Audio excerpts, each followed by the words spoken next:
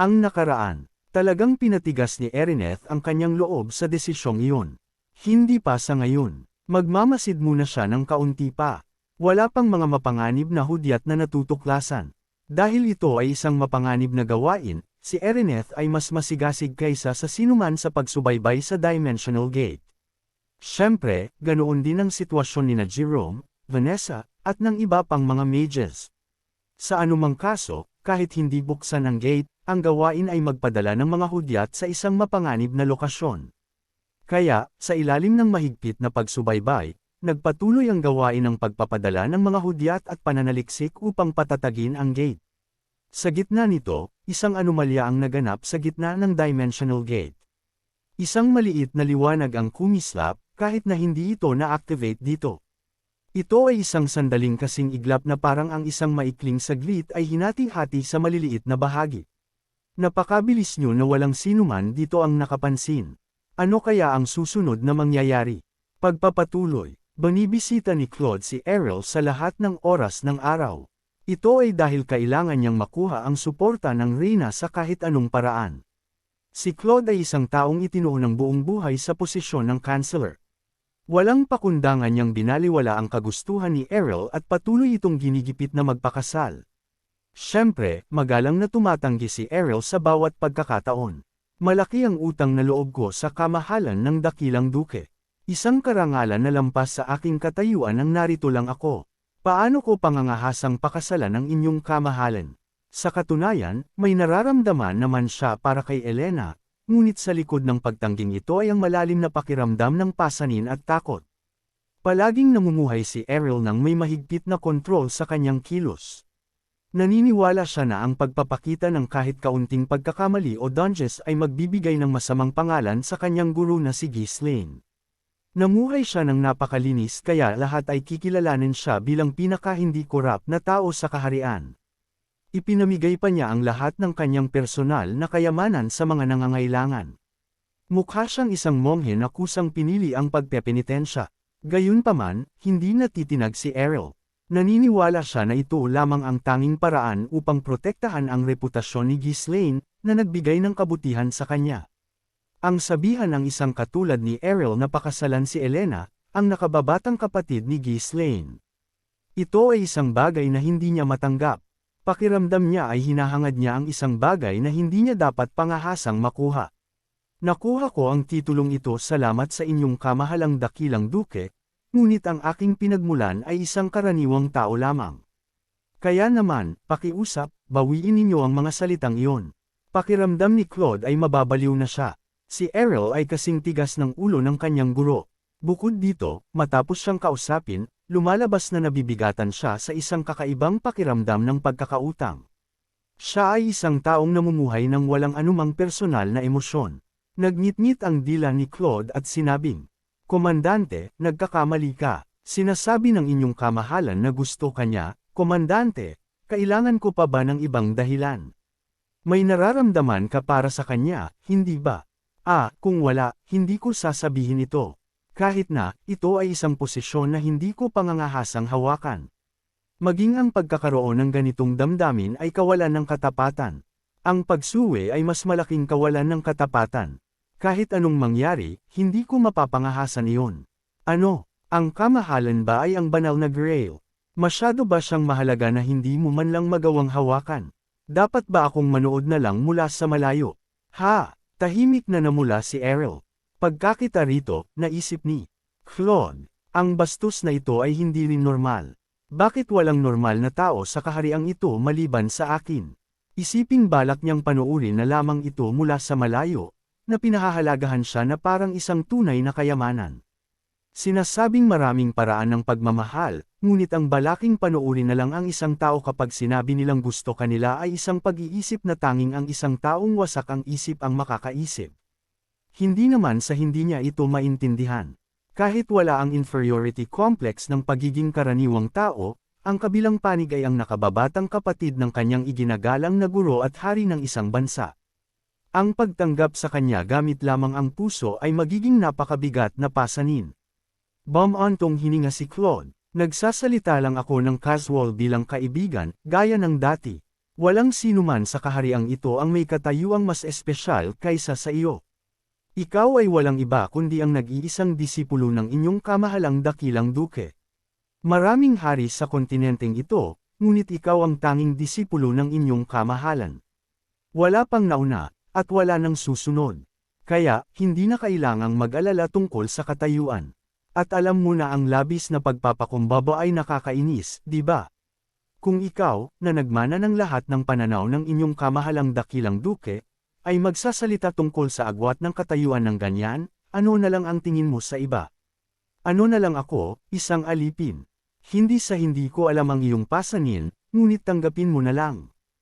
Ang mga taong nagmamahalan ay kailangang magkasama. Ang panunood mula sa malayo ay hindi ang sagot. Ito ay isang payo na tanging si Claude, na kinailangang pakawalan si Anna, ang makakapagbigay. Nanatili pa ring tahimik si Errol. Gayunpaman, nararamdaman ni Claude na nag-aalinlangan na ito. Karaniwan, ang isang matatag na pagtanggi ay lumabas na sana. Nagsalita si Claude sa huling pagkakataon, na parang nagbabaon ng pako sa kabaong. Gawa-gawa mo lang ang painang ito para sa iyong sarili. Sa katunayan, ni ang inyong kamahalan o sino man sa amin ay hindi nag-iisip ng ganyan. Kaya gawin mo na, ang kasalang ito. Kahit na ganoon, hindi pa rin magawang bigkasan ni Errol ang mga salita na tatanggapin niya ito. Tumayo si Claude mula sa kanyang upuan ng may naiinis na ekspresyon. Nakakainis ito, sige, hindi na kita pupuntahan pa, at hindi na rin kita susubukang pilitin. Hinding-hindi, kaya ngayon, magdesisyon ka para sa iyong sarili.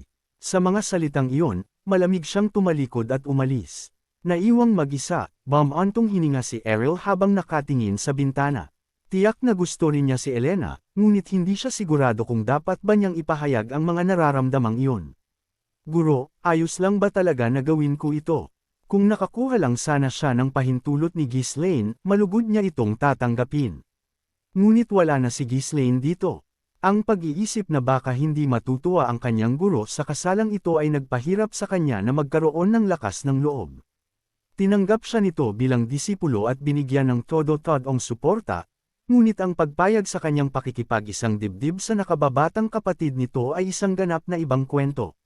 Gayunpaman, nakahinga siya ng maluwag na sinabi ni Claude na hindi na ito pupunta. Sa katunayan, bumibisita ito araw-araw hanggang sa punto na nakakaabala na ito sa kanyang trabaho. Kahit ngayon, ang kanyang mga backlog sa trabaho ay nakatambak na parang bundok. Dapat akong mag-focus sa aking trabaho at pakalmihin ang aking sarili sa ngayon. Sa paglipas ng panahon, mahahanap din ng kanyang isip ang direksyon nito. Hindi pa huli ang lahat para magdesisyon sa panahong iyon. Tama bang gumawa ng isang napakahalagang desisyon tulad ng pagpapakasal ng tila itinutulak lang ng ganito? Siyempre, hindi naman siya direktang tumatanggi gaya ng dati. Sa pakikinig sa mga salita ni Claude, naramdaman niyang baka masyado siyang nagiging mapagtanggol sa sarili. Sige, pag-isipan muna natin ng kaunti pa. Kapag nagkaroon na siya ng tiwala at naramdamang talagang ayos na balak niyang mag-propose sa kanya ng may kumpiyansa. Isa itong bagay na dapat pagpasyahan pagkatapos ng maingat na pagsasaalang-alang, kahit abutin pa ng ilang taon. Ngunit hindi niya alam, nagmamadali si Elena ngayon, at si Claude ay nasa isang mas apurahang sitwasyon. Kinabukasan, isa pang panauhin ang dumating sa halip na si Claude. Inyong kamahalan, anong nagdala sa inyo rito ng biglaan? Naparito ako para makipagtsa sa iyo.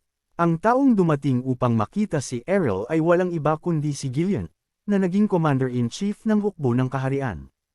Si Gillian ay kilala sa mahigpit na pagpapatupad ng disiplina sa militar. Ang kanyang kilos pa lang ay sapat na para manginig ang bawat komandante sa kaharian. Bagaman matanda na siya para magretiro, nanatili siya sa aktibong serbisyo dahil naging napakamakapangyarihan niya. Binati ni Errol si Gillian ng may balisang ekspresyon.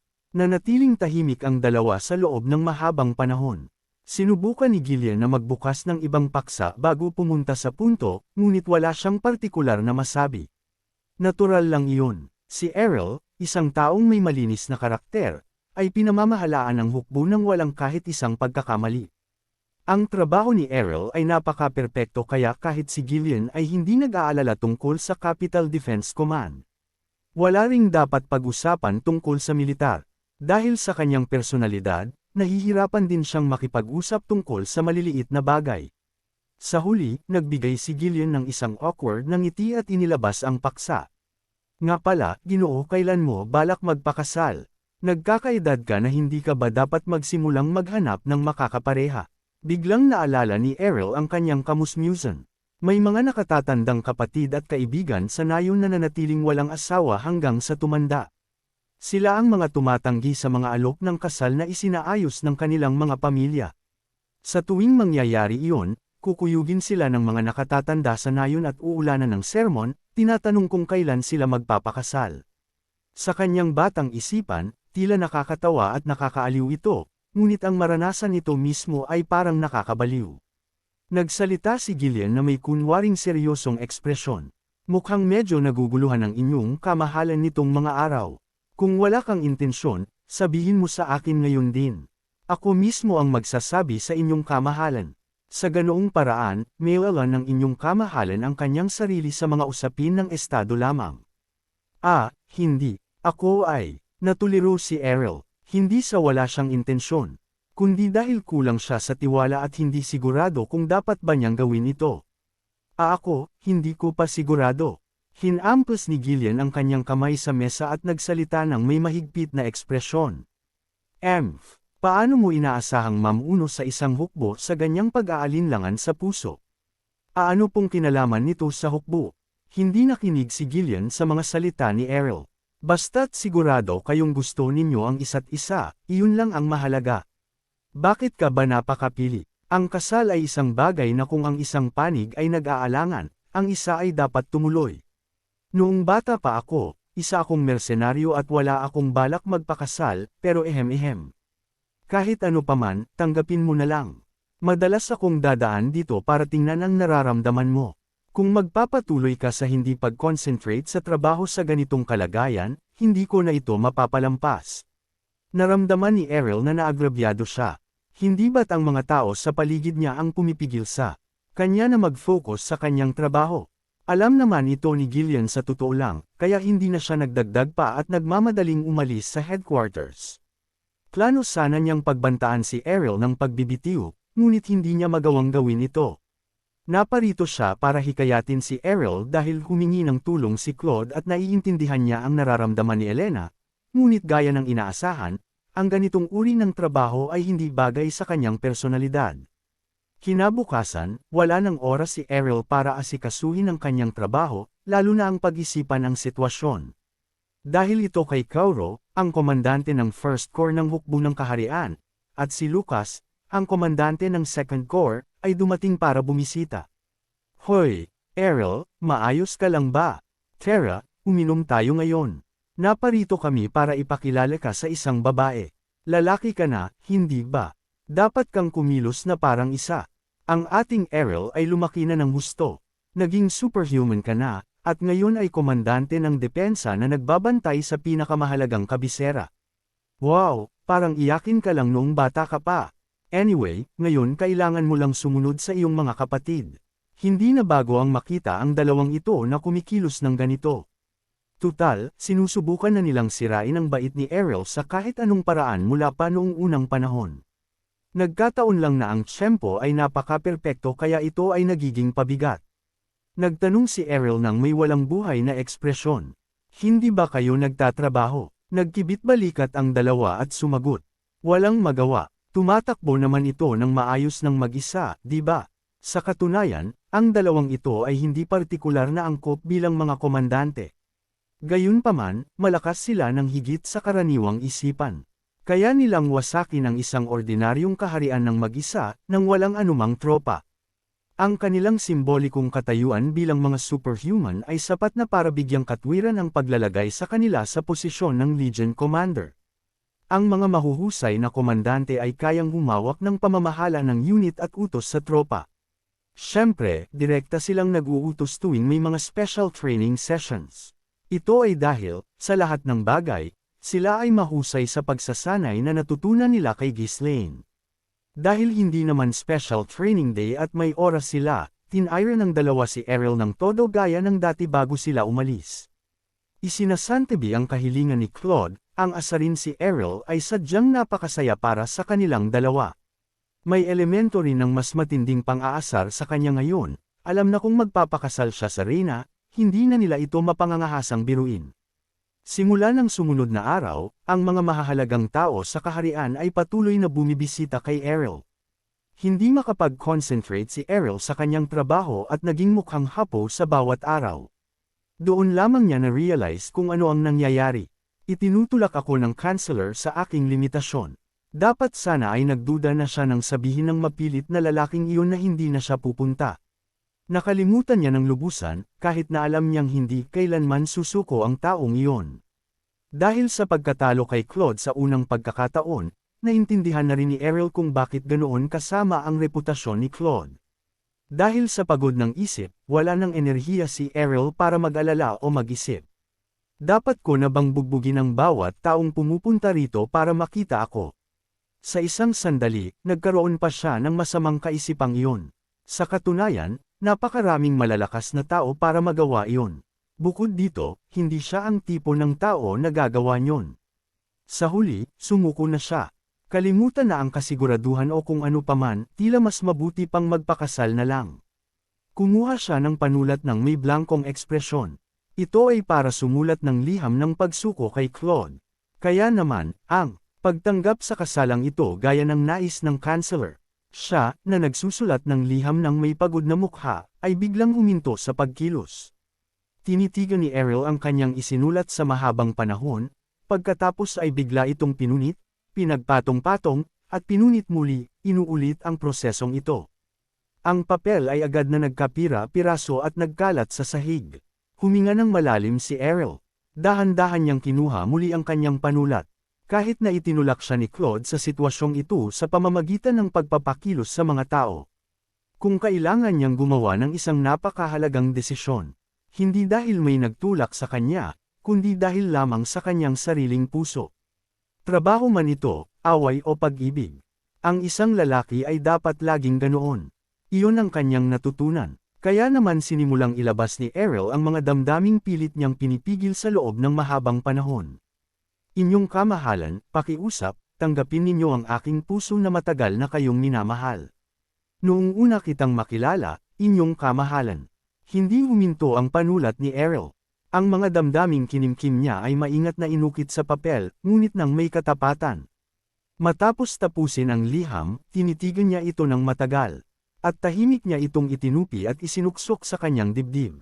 Wala na siyang balak na ipagkatiwala ang bagay na ito sa kahit kanino paman. Kinabukasan, inubos ni Ariel ang kanyang buong kayamanan para bumili ng singsing. Ito ang pinakamagandang singsing na kaya niyang mabili sa sandaling iyon. Habang papunta sa palasyo ng hari, bagaman isa siyang superhuman na nakaranas na ng hindi mabilang na digmaan, ang kanyang puso ay tumitibok ng mas mabilis kaysa dati. Gayunpaman, ang kanyang mga hakbang ay hindi na huminto. Hanggang ngayon, namuhay siya para protektahan ang pangalan ng kanyang guro.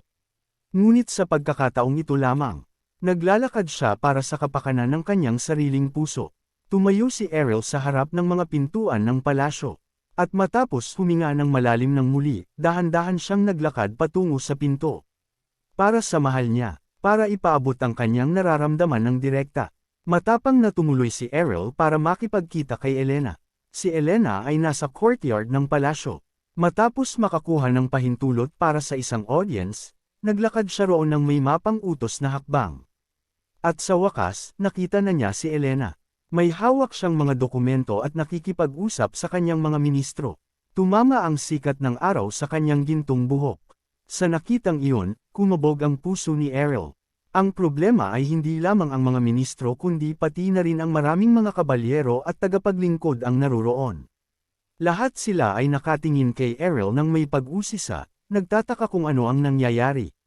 Doon lamang na-realize ni Ariel ang katotohanan. Baliw na yata ako. Bakit sa ganitong oras pa? Mali ang napili niyang oras. Inakala niya na hindi marami ang tao dahil hindi naman oras para sa State Council meeting, ngunit hindi niya inaasahan na ganito karami. Dapat ay nag-check muna ako bago ako pumunta. Naging blanko ang kanyang isip. Nang makitang nakatayo si Ariel na tila matigas at walang buhay na parang rebulto, nagtanong si Elena sa nagtatakang boses. Komandante ng Capital Defense, anong nagdala sa iyo rito sa ganitong oras? Hindi sumagot si Errol. Sa katunayan, sobrang kaba niya kaya hindi na niya marinig ang mga sinasabi ni Elena. Excuse me, Komandante. Hoy, Errol. Doon lamang sa pagkakataong tinawag siya ng malakas, gaya ng dati, na napatalon si Errol at nagbalik sa realidad. Hindi pa rin nawawala ang tensyon, ngunit huli na para umatras ngayon. Lumuhod si Errol sa isang tuhod. Agad na kumislap ang pag-usisa sa mga mata ng mga tao, at dahan-daang tumaas ang pananabik sa mukha ni Elena rin. Sumuko na si Errol, sa pagsubok na ayusin ang kanyang iniisip at sinabi ang mga salitang inihanda niya. Inyong kamahalan, nanginginig ng husto ang kanyang boses. Pero hindi siya huminto, mayroon akong sasabihin sa inyo. Malapad na ang ngiti ni Elena. Ang mga salitang lalabas sa ganitong sitwasyon ay halata na. Gayunpaman, sa sobrang kaba ni Errol ay nabulol siya. Ako ang ibig kong sabihin simula noong unang pagkakataon na makilala ko ang inyong kamahalan. Wala sa mga salitang inihanda niya ang pumasok sa kanyang isip. Ang isip niya ay blanko lang talaga. Ibig kong sabihin ako malamang simula noon sa tingin ko tapos na ito. Gusto niyang sabihin na ang puso niya ay tuluyan ng nahulog sa kanya, hanggang sa punto na wala ng ibang babaeng nakakuha ng kanyang pansin mula noon. Gayunpaman, dahil sa sobrang kaba, ang conclusion lamang ang lumabas sa kanyang bibig. Isa itong pahayag na maaaring bigyang kahulugan sa ganap na ibang paraan depende sa konteksto. Sa sandaling iyon, ang ekspresyon ni Elena ay tumigas at naging malamig. Anong natatapos na? Ang relasyon natin. Hindi pa nga tayo maayos na nagsisimula. Habang nagsasalita siya, sumenyas siya sa mga kabalyero. Ibig sabihin noon ay dalhin nila ang martilyo. 5 kabalyero ang kumilos agad. Iyon ay dahil kailangan ng ganoon karaming tao para lamang mabuhat ang martilyong iyon. Sa anumang kaso, ibinigay na ni Elena ang buong awtoridad kay Claude. Nabalitaan niyang bumibisita ito araw-araw para pilitin siya, ngunit tila ang pagod na Errol ay naparito para tapusin ang lahat. Kahit na ganoon, dapat ay pumunta siya ng tahimik para kausapin siya ng privado, ang subukan siyang hiyain ng hayagan sa harap ng maraming tao. Isesh, gagamit na lang tayo ng dahas gaya ng ginagawa mo, kuya. Marami na akong pinigilan. Purihin ninyo ang aking pagtitiyaga. Hayagang inunat muna ni Elena ang kanyang mga daliri. Ang tindi ng pagpalo ng martilyo ngayon ay nakadepende sa sagot. Tila nakalimutan mo na kung gaano ako kakatakot. Ang kailangan lang niyang gawin ay ipaalala sa kanya kung ano ang hitsura ng isang buhay na siege weapon. Nagulat si Errol sa biglang malamig na reaksyon ni Elena. Inyong kamahalan, hindi po yun ang ibig kong sabihin. Sa kasalukuyang kalagayan niya, pakiramdam niya ay may pagkakamaling lalabas sa sandaling ibukan niya ang kanyang bibig. Dali-daling kinuha ni Errol ang isang liham mula sa kanyang bulsa at iniabot ito sa kanya. Tinitigan muna ni Elena si Errol ng matalim bago tinanggap ang liham. Sinimulan niya itong basahin ng dahan-dahan. Ang liham ay puno ng katapatan ni Errol sa bawat salita. Ipinakita nito kung gaano katagal at kalalim niyang itinago ang mga nararamdamang ito. Habang nagbabasa, unti-unting nagbago ang ekspresyon ni Elena. Namuo ang mga luha sa kanyang mga mata. Hindi niya maintindihan kung bakit nagpigil ito sa loob ng mahabang panahon gayong gusto naman pala siya nito ng ganito. Matapos basahin ang liham, nawalan ng kibo si Elena sandali. Tinitigan lang niya si Errol nang may nanunubog na mga mata. Ang magulong kapaligiran kanina ay natural na huminahon. Maingat na kinuha muli ni Errol ang isang maliit na kahon mula sa kanyang bulsa at binuksan ito. Sa loob ay may isang singsing. Isang singsing na napakasimple para mabili ng isang superhuman ng kaharian. Gayunpaman, mahihinuha ng lahat ng narito na ang singsing na iyon ay binili ng malinis na si Errol sa pamamagitan ng paggastos ng kanyang buong kayamanan. Kaya naman ang singsing na iyon ay mas mahalaga at mas matimbang kaysa sa anumang hiyas sa mundo. Inyong kamahalan, nanginginig pa rin ang boses ni Errol. Gayunpaman, sa pagkakataong ito, nagsalita siya ng malinaw, nang walang nakakaligtaang kahit isang salita. Daan-daang beses, hindi, marahil ay libu-libong beses na. Ang mga salitang, kinailangan niyang lunukan sa kanyang puso. Papayagan mo ba akong ailay ang aking buong buhay sa inyong kamahalan? Isang maikling katahimikan ang sumunod. Napakabilis lamang yun, ngunit para kay Errol, tila ito ay walang hanggan. Ngumiti si Elena ng may luha at sinabing, "Bakit ngayon mo lang sinasabi sa akin?" Humakbang siya ng mas malapit kay Errol. "Baliw ka." Dahil hindi na makapagpigil, hinayla ni Elena si Errol sa kanyang mga bisig.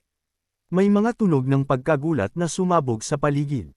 Para sa reyna ng isang bansa na yakapin ang isang tao sa harap ng iba ay isang paglabag sa kanyang dignidad. Ibininaon ni Elena ang kanyang mukha sa balikat nito at bamulong. "Naghihintay ako sa loob ng mahabang panahon." Ngumiti rin si Errol, namumula ang mga mata. Dapat ay naging tapat na siya sa kanyang nararamdaman ng mas maaga.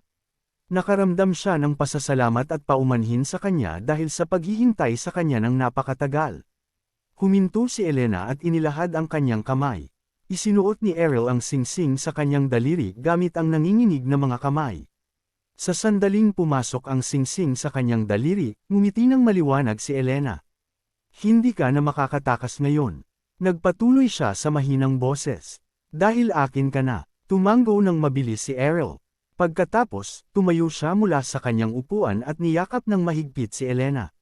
Sa sandaling iyon, wow! Naghiyawan ang mga tao sa courtyard ng palasyo. Ang mga taong nagtipon-tipon ay nagsimulang magpalakpakan ng sabay-sabay. Niyakap ni Elena si Errol ng may masayang ekspresyon. Gayunpaman, agad siyang sumenya sa isang tabi. Isa itong hudyat na itabi na agad ang martilyo. At sa likod ng isang poste sa malapit, si Claude, na kanina pa nanunood sa buong eksena, ay ngumiti ng may kasiyahan. "Hindi ko naman balak na mag-confess ka ng ganito katapang pero kahit na, nagtagumpay ang plano. Ngayon, ang posisyon ng counselor ay praktikal na sa kanya na. Wala nang makakapagbaliwala sa tagumpay na ito." Sa isang banda, isa itong masayang araw para sa lahat. Naging malaking paksa ng usap-usapan sa buong kaharian ang pagtatapat ni Errol. Ayon sa etiketa ng mga pamilyang maharlika, karaniwan ay kailangang dumaan sa maraming proseso.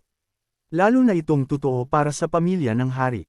Una, magpapadala ng mga sulat upang kumpirmahin ang mga intensyon ng bawat pamilya at ihanda ang kasal ng hakbang-hakbang. Pagkatapos, isang formal na panukala ang magaganap alinsunod sa mga kaugaliang maharlika. Itinuturing na natural na ang mga personal na damdamin ay halos hindi isinasama sa prosesong ito. Sa madaling salita, nangangahulugan ito ng pagpapakitang tao upang isalba ang karangalan at mapanatili ang katayuan ng isa. Gayunpaman, hindi sinunod ni Errol ang mga naturang proseso. Tulad ng isang tunay na alpha male, hayagan siyang sumugod sa kastilyo kung saan pinamamahalaan ang mga usapin ng estado at ipinagtapat ang kanyang nararamdaman sa reyna sa harap ng maraming tao. Nagpakipot siya noon, ngunit nang makapagdesisyon na siya, naging labis siyang matapang. Tunay ngang ito ang diwa ng isang disipulo ni Ghislaine at ng isang bayaning nakipaglaban sa hindi mabilang na mga digmaan. Ang ginawa ni Errol ay nagpaalab sa puso ng mga batang maharlika ng kaharian. Ito ay dahil naglaman ito ng isang romansa na bihirang makita sa mga panahong ito. Dahil dito, si Errol, na sikat sa kanyang integridad, ay biglang umani ng reputasyon bilang ang pinakaromantikong lalaki sa kaharian. Siyempre, kumalat ang mga tsismis na nawala siya sa kanyang sarili dahil hindi siya nakatulog ng maayos bunga ng pangungulit ng counselor. Mayroon din namang mga bumatikos sa kanya dahil sa pangangahas na direktang magtapat sa reyna, na nagsasabing bilang isang karaniwang tao, hindi niya alam ang tamang etiketa. Gayunpaman, ang mga ganitong minoryang opinyon ay mabilis na natangay ng nagkakaisang opinyon ng publiko. Sa ilalim ng pamumuno ni Claude, mabilis na umusad ang mga paghahanda sa kasal.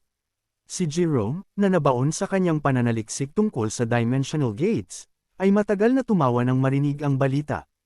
Talaga, ginawa iyon ni Errol. Wow, isa talaga siyang lalaki na gumagawa ng paraan kapag kailangan. Karapat-dapat nga siyang maging tanging disipulo ni Ghislaine. Kapag nakapagdesisyon na siya, wala nang makakapigil sa kanya. Ibinahagi ni Vanessa at Ellens ang kwento, at sa wakas ay pinakawala ng kanilang mabibigat na puso sa unang pagkakataon matapos ang mahabang panahon. Ganoon din ang naramdaman ng ibang mga salamangkero. Lahat sila ay nagalak, nagkukwentuhan tungkol sa kung anong mga regalo ang ihahanda. Tunay na isa itong okasyon ng pagdiriwang at kagalakan para sa kaharian. Eksaktong kung kailan gamaan ang pakiramdam ng lahat, nagpakita ng anomalya ang Dimensional Gate. Biglang lumitaw ang isang kislap ng liwanag, at isang matinding enerhiya ang nagsimulang dumaloy papasok. Ang masayang kapaligiran ay nagmura sa isang saglit. Lahat, maghanda kayo. Malakas na sumigaw si Jerome, inihahanda ang kanyang kapangyarihang mahika. May nakahanda ng plano para sa anumang kaganapan. Ang lahat ay pumunta sa kani-kanilang itinalagang posisyon at agad na naghanda sa pag-atake. Tinitigan din ni Erineth ang tarangkahan ng may tensyon sa mukha. Ito ang unang pagkakataon na nakakita siya ng tarangkahan na nagre-react ng hindi ina-activate mula sa panig na ito. Sana hindi. Ang pinaghalong pag-asa at pagkabalisa ay kumislap sa kanyang mga mata. Maaaring si Ghislaine na ang bumabalik. Gayunpaman, may posibilidad din na isang ganap na ibang nilalang ang lilito. Bukod dito, ang enerhiyang nagmumula sa kabila ng tarangkahan ay makapangyarihan ng higit sa imahinasyon. Kung kahit kaunting bakas ng mali siya ay matukoy, kailangang sirain agad ang tarangkahan. Kilos. Tumakbo si Vanessa patungo sa inihandang magic circle kasama ang mga salamangkero. Nakatayo sa gitna ng bilog, sinimulan niyang kontrolin at ipunan ang mahika ng mga salamangkero bilang isa. Ang plano ay ibuhos ang lahat ng kanyang lakas sa tarangkahan at sirain ito sa sandaling magbigay ng senyales si Jerome. Lahat ay tumingin sa tarangkahan na may mga matang puno ng pag-aalala at pag-asa. Ang enerhiyang nagmumula sa loob ng Dimensional Gate ay lampas sa imahinasyon. Napakalakas nito kaya ang tarangkahan ay lumalangit-ngit at nanginginig. Sa ganitong bilis, may mataas na posibilidad na gumuho ang tarangkahan bago pa may lumabas. Gaya ng inaasahan, ang mga istrukturang bumubuo sa tarangkahan ay nagsimulang magkalamat ng unti-unti. Pinanood ni Jerome ang eksena nang hindi humihinga. Paano kung ang nilalang na sumusubok magbukas ng pinto at lumabas ngayon ay si Ghislaine? Kailangang tumagal ang tarangkahan. Kailangan talaga. Ngunit hindi kinaya ng tarangkahan ang dambuhalang kapangyarihang iyon. Sa wakas, kasabay ng isang nakabibinging dagandong, gumuho ang tarangkahan. Kasabay nito, ang malalakas na alon ng mana at ang enerhiyang nagmumula sa loob ay tuluyang naglaho. Isang buntong hininga ng panghihinayang ang kumawala sa mga labi ni Jerome. Imposibleng malaman kung ang pangyayaring naganap ay dahil kay Ghislaine. Gayunpaman, isang reaksyon na malinaw na hindi pa nangyari kailanman ang tunay na naganap. Napakapanghihinayang na hindi nila nakumpirma ang tunay na kalikasan nito. Ang ibang mga salamangkero ay napaupo rin sa sahig, nawalan ng lakas. Isiping gumuho na ang tarangkahan. Ito ay pananaliksik na inilaan nila sa loob ng halos 10 taon. Ibinuhos ng lahat ang kanilang puso at kaluluwa sa paghahanap kay Ghislaine, sa kabila ng pagiging hapo at pagod, ngunit gumuho ang tarangkahan. Ang pakiramdam ng kawalan ng pag-asa ay hindi mailarawan. Lahat ay nakatayo na tulala at walang kibo sa mahabang panahon. Si Jerome, matapos bahagyang mahimasmasan, ay pinilit ang isang masayang ekspresyon at nagsalita. Ito ang unang pagkakataon na nagpakita ito ng reaksyon, hindi ba? Kaya hindi naman sa wala itong epekto. Bilang isang salamangkero, dapat ka pang matuwa. Ibig sabihin, ang ginawa natin ay talagang may epekto. Hindi siya nagkakamali. Kung wala itong reaksyon, baka mas lalo silang napagod. Dahil hindi sila nakasisiguro kung ito ba ang tamang landas at patuloy silang magdududa sa kanilang sarili. Sa katunayan, may mga salamangkero na umalis na dahil sa pagkapagod sa ganoong pakiramdam. Itinikom ni Jerome ng mahigpit ang kanyang kamao at sinabi, "Kailangan lang nating gawin itong mas matatag at mas malakas muli. Itinala natin ang lahat ng koordinadong ipinadala natin, hindi ba? Magsumikap pa tayo ng kaunti." Wala talagang intensyon si Jerome na sumuko. Kung ang iba ay hindi na, balak niyang magpatuloy ng mag-isa. Mabuti na lang at ganoon din ang naramdaman ni Vanessa.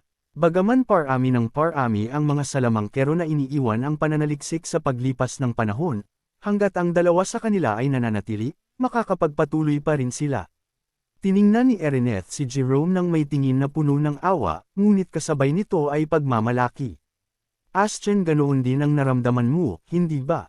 Tila ang imahe ni Astian, na inilaan ang kanyang buong buhay sa pag-aaral ng mahika sa ganoong kaisipan, ay nakapatong sa imahe ni Jerome.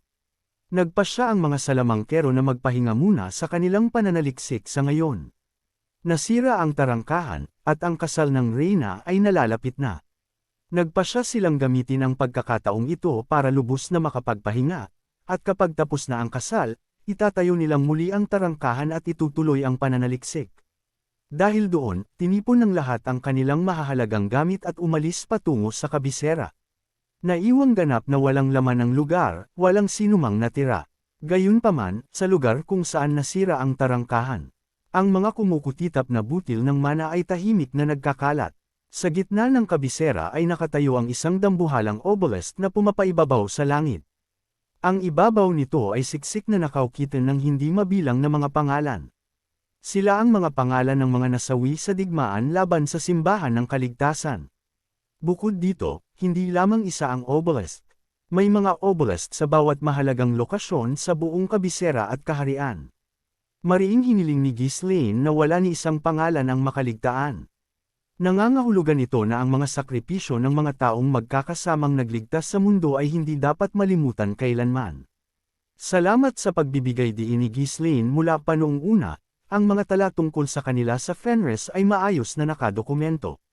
Gayunpaman, walang maayos na tala para sa mga sundalo mula sa ibang teritoryo o sa mga kabilang sa hukbo ng kaharian. Sa loob ng ilang taon, matiyag ang tinunto ng kaharian ng Rotanya maging ang mga individual na ito upang mahanap ang kanilang mga pangalan. Kahit ngayon, tuwing may bagong pangalan na natutuklasan, inuukit ito sa obelisk. Ang mga pamilya ng mga nasawi ay binigyan ng kabayarang sapat upang mamuhay ng walang alalahanin sa natitirang bahagi ng kanilang buhay. Laging pinakikitunguhan sila ng kaharian ng may pinakamataas na paggalang. Dahil dito, ang pagiging sundalo sa kaharian ng Rotanya ay isang propsyong iginagalang ng lahat. At isa pang bagay, ang mga pangalan ng mga Death Knights na nakipaglaban kasama si Ghislaine ay nakaukit din sa obelisk. Tapat sa kanilang pangako, nakipaglaban sila laban sa kadiliman kasama si Ghislaine at sa wakas ay nalinis ang kanilang mga sarili mula sa kanilang mga kasalanan. Bago tumungo sa huling labanan, pinalaya silang lahat ni Ghislaine. Ngayong nakamit na niya ang banal na kapangyarihan, wala na siyang dahilan para panatilihin silang nakagapos. Masayang umakyat sa langit ang mga Death Knights. At ngayon, matapos maging mga bayani, maiiwan nila ang kanilang mga pangalan sa mundo. Gayunpaman, hindi lahat ay umalis. Ayokong mamatay. Ayoko talagang mamatay. Pakawalan niyo na lang ako. Si Noctura, na ang pagkahumaling sa buhay ay masyadong matindi, ay kumapit kay Ghislaine. Dahil naging isang lich siya dahil lamang sa ayaw niyang mamatay noong una pa lang, ang kanyang pagkahumaling ay halata sa lahat. Nag-isip si Ghislaine sandali. Tama lamang na alisin si Noctura, ang lich, ngunit hindi ba't malinaw na nag-ambag siya sa pakikipaglaban sa kadiliman. Totoo rin na si Noctura ay naging malaking tulong, lalo na sa mga kritikal na sandali. Sa huli, nakaligtas si Noctura sa kondisyon na kailangan niyang makipag-soul pact kay Jerome. Mula ngayon, ang Master ng Tower of Radiance ang mamamahala kay Noctura sa mga susunod na henerasyon, at ang maharlikang pamilya ng Rotanya ang naging pangalawang tagapamahala para maghanda sa anumang hindi inaasahang pangyayari. Dahil nakaligtas sa ganitong paraan, nagpanggap si Noctura at naglakbay, na may balak na mag-enjoy ng kaunti sa buhay. Nakakatawa, tuwing nauubusan siya ng pera, pumupunta siya sa kabisera at hayagang humihingi ng pondo. Nakakatanggap siya ng pera mula sa maharlikang pamilya at mula kay Jerome. Minsan pa nga ay matapang niyang hinanap si Piet. Gayunpaman, hindi lamang ginamit ni Noctura ang kanyang pondo para sa sarili niyang gastusin sa paglalakbay. Nakakagulat, kahit isa siyang lich, unti-unti siyang gumagawa ng mabubuting gawa. Maaaring isa itong kwento na mahihirapang paniwalaan ng iba, ngunit si Noctura ay may sariling dahilan. Nagkaroon siya ng pagbabago ng puso matapos masaksihan mismo ang mga kaluluwa ng mga Death Knights na nililinis ang kanilang mga kasalanan at umaakyat sa langit. Gusto niyang pumunta sa langit kung sakaling mamatay siya sa hinaharap. Dahil isa siyang napakamakapangyarihang salamangkero at nag-aral ng mahika dahil ayaw niyang mamatay, wala na siyang dahilan para gumawa ng masasamang gawa. Kahit siya, na nag-e-enjoy sa kanyang mga paglalakbay, ay tumungo sa kabisera sa unang pagkakataon matapos ang mahabang panahon nang marinig ang balita tungkol sa kasal ng hari. Ang balita na si Reyna Elena ng Rotanya ay ikakasal na ay kumalat ng malayo sa buong kontinente. Wow! Isiping ang batang iyon ay tumanda na at magpapakasal. Ang bilis talaga ng panahon. Si Noctura, na nakabalat kayo bilang isang ordinaryong tao sa kabila ng kanyang maputlang mukha, ay ngumisi. Bilang isang 8th Circle Master, hindi mahirap sa kanya ang magbagong anyo bilang tao. Nag-isip pa siya ng pag-aayos sa sarili para magmukhang medyo gwapo. Dati ay hindi niya pinapansin ang kanyang hitsura, ngunit palihim siyang naging conscious dahil si Oswald ay laging nagsasalita tungkol sa redistribution of looks, araw-araw noong 1,000 taon na ang nakalipas. Sa anumang kaso, ang katotohanang ikakasal na si Elena ay nagbigay kay Noctura ng kakaibang pakiramdam. Ang kapatid ng dati kong Panginoon ay ikakasal na dapat ko siyang bigyan ng regalo. Umaapaw ang mga artifacts sa korte ng hari. Dahil iniwan ni Ghislaine ang lahat, kabilang ang mga kayamanang kinuha niya sa nakalipas na 1,000 taon. At sa katunayan, hindi kailangan ni Elena ang alinman sa mga iyon. Noong huli ko siyang makita, naging ganap na siyang halimaw. Hindi siya nagkaroon ng banal na kapangyarihan ng wala lang. Kapag ang isang taong may banal na kapangyarihan ay umakyat sa antas ng isang superhuman, hindi na sila ordinaryong superhuman. Ang antas ng kanilang lakas ay nagbabago ng ganap. Ito ay dahil hindi lamang ito pagpapalakas, kundi pagtaas ng ilang ulit. Kahit si Noctura, na isang 8th Circle Master, ay hindi kayang talunin si Elena. Kaya naman, wala siyang magawa kundi magdusa sa pag-iisip. Kailangan niyang bigyan siya ng regalo pero ano ba ang maibibigay niya kung nabubuhay lamang siya sa allowance mula sa pamilya ng hari? Dapat ko bang ibigay ang isa sa aking mga buto bilang alaala? Agad na binura ni Noctura ang naisip. Dahil sa personalidad ni Elena, baka durugan nito ang bawat piraso ng buto gamit ang martilyo dahil lamang sa pagkainsulto. Mr. Hi, kailangan kong makakuha ng allowance pagdating ko doon. Medyo nakakahiya namang humingi lang. Pero kung iisipin ang edad ko, nakakahiya, di ba? Tama, syempre naman. Dahil matagal nang namuhay bilang isang lich, sanay na si Noctura na makipag-usap sa sarili. Ipinagpatuloy niya ang pagbubulong habang naglalakad. Ito ay dahil hindi pa siya nakakapili ng regalo, kahit na malapit na siyang dumating sa kabisera. Habang nag-iisip, bigla siyang huminto. Isang dambuhalang ripple ang dumaan sa mundo. Nagulat na tumingin sa paligid si Noctura. Hindi ito isang fenomeno na dulot ng anumang pisikal na impact. Ito ay isang mas pangunahing pagbabago. Tila ang mismong pamantayan ng mundo ay nag-twist sa isang saglit. Isang matinding pakiramdam ng pananakot ang bumigat sa buong mundo. Si Noctura ay isang mataas na antas na lich. Bilang isang nilalang na patay na, tinitingnan niya ang mundo sa pamamagitan ng mga mata ng kaluluwa. Kaya naman, ang nakikita niya ay hindi lamang ang panlabas na anyo. Ang daloy ng mahika, ang mga alon ng kaluluwa, ang malawak na kaayusan na bumubuo sa mundo. Sa hangganan ng buhay at patay, nakikita niya ang lahat ng iyon, gaano man kalabo. Ngunit ngayon, lahat ng iyon ay kumilos sa isang saglit. Hindi ito isang pagbabagong limitado sa isang partikular na rehiyon o isang punto lamang. Ang buong mundo, kumilos ito na tila tumutugon sa isang bagay na hindi nakikita. Napanganga si Noctura at nanginig. Ano ito? Isa itong fenomeno na kahit siya, na nabuhay ng matagal, ay hindi maintindihan. Ang kalooban ng buong mundo na sabay-sabay na kumikilos. Bakit sa ngalan ng lahat? Para sa ano? Ito ay panandalian lamang, ngunit naramdaman niya ito ng malinaw. Isang dambuhalang kapangyarihan na lampas sa imahinasyon. Pakiramdam niya ay may isang Diyos na bumaba. Diyos ko, kailangan kong makarating sa kabisera ng mabilis. Nawala sa isip niya ang mga regalo at allowance. Naramdaman niyang magiging ligtas lamang siya ng kaunti kung pupunta siya at makakasama ang kanyang malalakas na kaibigan. Balak din niyang sabihin agad kina Jerome at Vanessa ang balitang ito. Dahil ang dalawa sa kanila ay umabot na sa antas para makibahagi sa kanyang mga alalahanin. Iniangat ni Noctura ang kanyang sarili sa hangin at mabilis na lumipad patungo sa kabisera. Nagpakawala ng isang mahabang buntong hininga ang nilalang. Ang purong enerhiyang dumadaloy mula sa kanyang bibig ay tumaas na parang usok at naglaho sa kawalan. Kahit siya ay hindi masabi kung gaano na siya katagal sa puwang na ito ng kawalan. Para sa ilan, maaaring ito ay isang napakaikling sandali, para sa iba, maaaring ito ay isang kawalang hanggan. Ang lugar na ito ay ganoong klase ng lugar. Isang puwang kung saan walang oras, o kung saan ang mismong konsepto ng oras ay nawalan na ng kahulugan. Gayunpaman, hindi ito ganap na walang laman. Mayroon malinaw na daloy ng kamalayan. At ang daloy na iyon ay may pagpapatuloy. Kaya naman, tinukoy niya ang oras batay doon. Pinanatili niya ang kanyang pag-iral sa pamamagitan ng pagkapit sa dumadaloy na kamalayan. Ang nilalang ay walang humpay na nakipaglaban. Dahil sa loob ng puwang na ito, mayroong hindi mabilang na mga kaaway, sapat para punuin ang isang buong mundo at may matitira pa. Mga kaaway na lumilitaw ng walang katapusan. Mga labanang nagpapatuloy ng walang katapusan. Gayunpaman, hindi siya sumuko. Sa isang punto, ang nilalang ay nahulog sa isang estado ng purong konsentrasyon sa sarili. Ang mga kaisipan at emosyon ay tuluyang naglaho. Isa lamang ang natira, ang tanging layunin na patayin ang kaaway sa harap ng kanyang mga mata. Hindi siya kumain, hindi siya natulog. Ito ay isang estado kung saan ang mga gayong bagay ay hindi na kailangan noong una pa man. Lumalaban lang siya, at lumalaban muli, at lumalaban pa ng isa pa.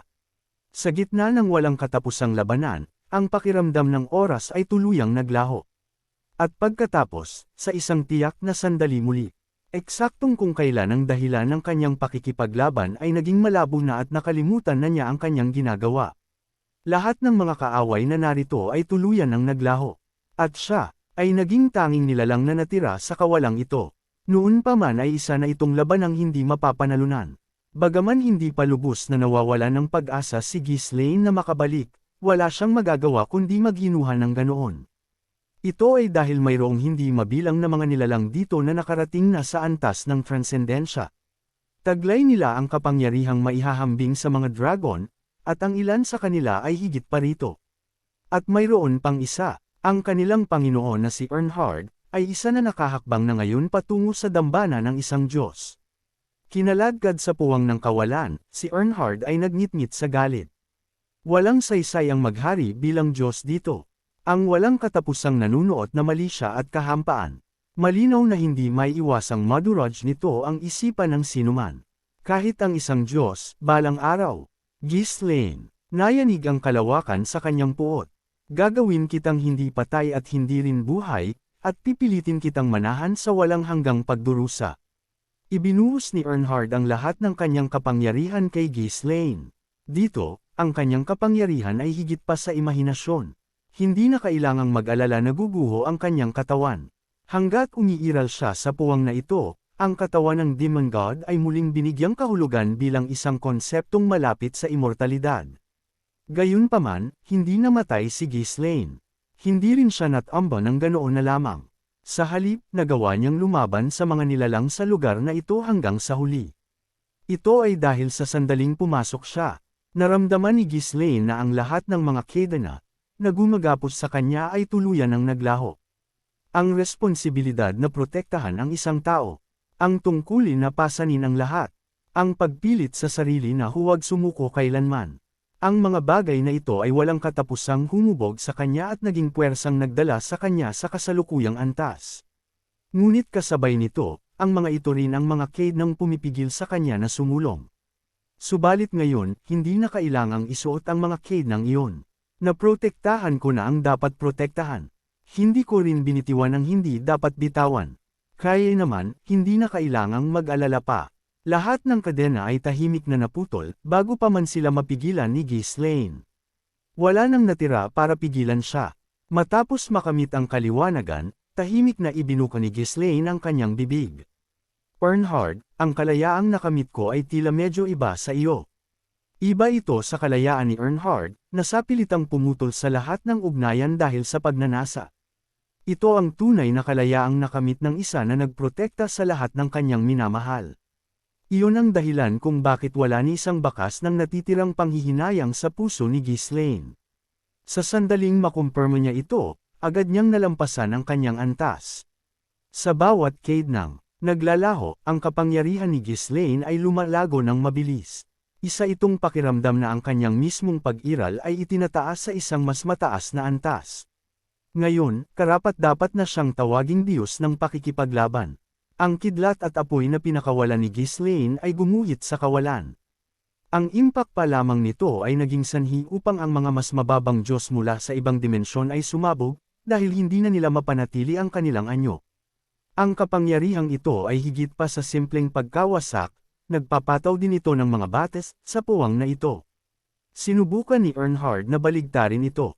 Hinanap niyang mabawi ang kontrol sa kaayusan sa loob ng puwang na kanyang pinaghaharian. Gayunpaman, habang lumilipas ang panahon, lalong lumalakas si Ghislaine. Ang dart na kanyang ipinatawag ay walang humpay na naghati at dumami, nakikipaglaban sa walang katapusang kawan ng mga halimaw. Sa kawalan, walang humpay na naglaban sina Ghislaine at Earnhardt. Hindi na nila masabi kung gaano na karaming oras ang lumipas. Ito ay dahil ang konsepto ng oras ay gumuho na rito. Isa lamang ang natira, ang kaloobang patayin ang isa't isa. Gayunpaman, ang balanse ay dahan daw ang gumuho, ngunit tiyak.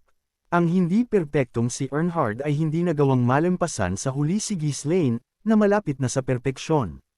Bagaman ang mga natatanging katangian ng lugar na ito ay pumihil sa pisikal na pagguho, ang kanyang isipan ay hindi nakamit ang antas ng transcendensya sa tamang paraan. Sinubukan niyang kumuha at gumamit ng dambuhalang kapangyarihan ng sabay-sabay, at sinubukang panatilihin ang kapangyarihang iyon sa pamamagitan ng madaliang paraan. Sinusubukan niyang harapin ang isang nilalang sa parehong antas gamit ang kapangyarihang hindi naman ganap na kanya. Iba si Ghislaine, walang katapusang pagsasanay, oras na naipon sa loob ng hindi mabilang na mga taon. Sa ganitong paraan, pinalawak niya ang kanyang mundo ng hakbang-hakbang. Bagaman may tulong siya ng marami, tiyak na ginawa niyang kanya ang bawat realisasyon. Kaya naman, ang resulta ay nakatakda na mula pa sa simula. Bang! Sa sandaling winasak ng huling tira ni Ghislaine ang pinagmula ng Demon God. Isang alaala mula sa nakaraan ang lumitaw sa kamalayan ni Earnhardt. Isang pag-uusap na naganap 1,000 taon na ang nakalipas sa pagitan ng Papa, na bumaling sa kadiliman, at ng isang salamangkero na nakatayo sa kanyang harapan. Itatanong ko muli, sino ka? Siya ang papatay sa iyo. Ang mga salitang iyon ay naging katotohanan sa huli. Dahil sa obsesyon ng isang taong nagngangalang Ghislaine. Narating na rin ni Earnhardt ang tunay na kamatayan. Bumulong siya ng may hangkag na titig. Ako ba ay sa wakas ay nakakatakas na sa aking tadhana? Bigla siyang nagtaka. Ano na ang mangyayari sa kanyang kaluluwa, na tumawid na sa kabilang dimensyon? Lumitaw ang tanong, ngunit wala ng paraan para makumpirma niya ito sa sandaling ito. Ang mga katawan ni Earnhardt at ng Demon God ay dahan-daang nadurog. Tila baga hindi sila naging naroon noong una, agad silang naglaho bilang isang dakot ng alabok. At maging ang mga natitirang nilalang ay ganap na nolipol ng espada ni Ghislaine. Nagpakawala ng mahabang buntong hininga si Ghislaine at tumingin sa paligid. Nakipaglaban siya ng tunay na parang baliw. Ito ang unang pagkakataon na kinalimutan niya ang lahat at ganap na ibinabad ang sarili sa gawaing pakikipaglaban. Isang laban ang itinuloy ng purong pagnanasa, nang walang anumang responsibilidad o tungkulin. Marahil ay posible ito dahil isa siyang nilalang na mahal ang pakikipaglaban. Ngunit nang matapos ang labanang iyon, ang tanging natira ay kahampaan. Wala nang anuman. Walang liwanag, walang tunog, walang buhay. Tanging isang bluish-black na hamog ang pumupuno sa walang hanggang kalawakan. Isa lamang itong lugar na nakulong sa isang lamat ng dimensyon, nakatadhanang umiral ng walang pagbabago sa loob ng libu-libong taon. Iyon ang kalikasan ng Void. Walang intensyon si Ghislaine na manatili rito habang buhay. Kahit para sa isang nilalang na nakatapak na sa dambuhala ng mga Diyos, ang pag-iisang ito ay hindi ang uri na madaling tiisin. Gayunpaman, ang pagbabalik sa kanyang orihinal na mundo ay hindi rin madaling gawain. Kailangan niyang makahanap ng tumpak na koordinasyon. Bilang pag-iingat, naghiwalay siya ng isang maliit na bahagi ng kanyang kamalayan mula nang sandaling pumasok siya sa lugar na ito. Ang mahinang kamalayang iyon ay patuloy na kumikapit sa mga koordinasyon ng kanyang orihinal na mundo. Ito ay dahil, sa puwang na ito, ang mga koordinasyon ay walang humpay na pumipilipat sa bawat lumilipas na sandali. Ito ang tanging paraan ng pagbabalik na inihanda ni Ghislaine. Sa huli, nagtagumpay siya. Ganoon katatag ang kanyang kalooban, at ang antas na kanyang nakamit ay nakakamangha sa taas. Ngunit napakaraming oras na ang lumipas. Hindi siya makakasiguro kung ang sinulid na kanyang pinanghahawakan noong matinding labanan ay maayos pa ring nakakonekta. Kaya nag-isip si Ghislaine. Kung mabibigo silang buksan ang tumpak na lugar, mahuhulog sila sa isang ganap na ibang dimensyon. Kung mangyayari iyon, ang paghahanap sa kanilang orihinal na mundo ay lalong magiging mahirap. Maaaring hindi na nila ito mahanap pang muli. Maging si Ghislaine ay hindi magawang buksan ang pinto ng basta-basta. Ganoon kahirap ang problemang ito. Ang bawat dimensyon ay dumadaloy ayon sa sarili nitong oras at batas. Walang dalawang mundo ang perpektong magkapareho. Iyon ang dahilan kung bakit ang mga koordinasyon ay patuloy na gumagalaw, kahit sa mismong sandaling ito. Kahit na mahanap nila ang kanilang orihinal na mundo, ang isang maliit na pagkakamali ay maaaring magdulot ng malaking pagkakaiba sa oras. Kailangan din nilang isaalang-alang ang posibilidad na iyon.